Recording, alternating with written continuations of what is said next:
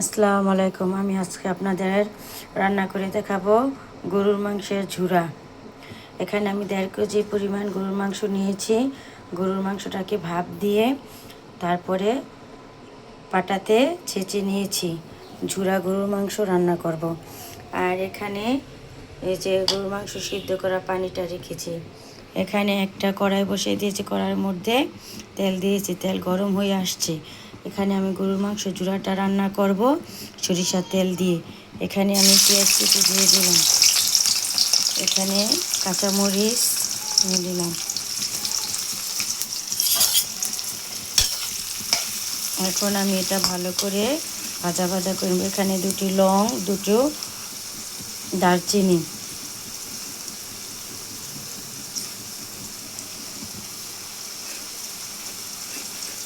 এখানে রসুন কুচি দিয়ে দিলাম। এখন সব কিছু আমি ভালো করে ভেজে নিব।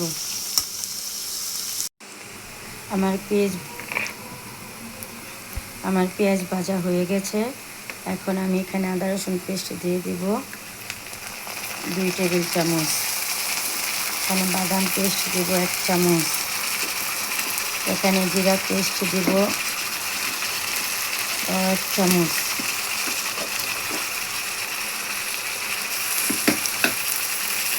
এখানে ধনিয়া গুঁড়ো দিব 1/2 চামচ। এখানে হলুদ মরিচ গুঁড়ো দিব 1 টেবিল চামচ। এখন আমি সিদ্ধ করে রাখা সেই মাংসের পানিটা সামান্য পরিমাণ মশলা কষানোর জন্য দিয়ে দিব।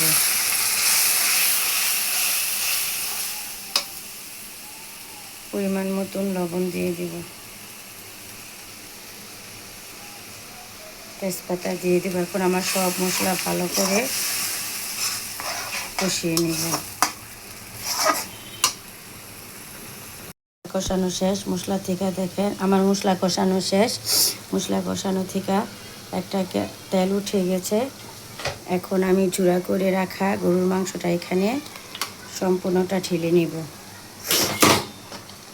তারপরে আবার সব একসাথে করে নেড়ে ছেড়ে নেব।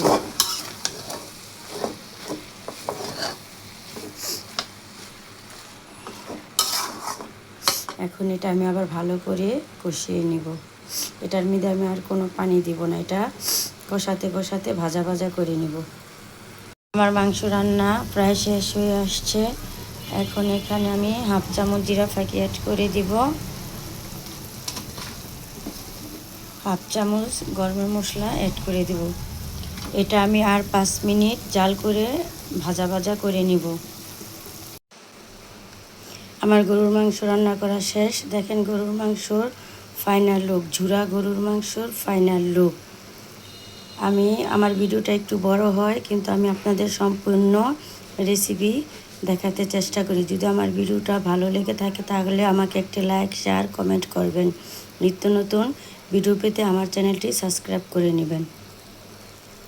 মাশাআল্লাহ, এভাবে গরুর মাংস ঝুরা রান্না করলে ছোট বড় সবাই খেতে পছন্দ করে।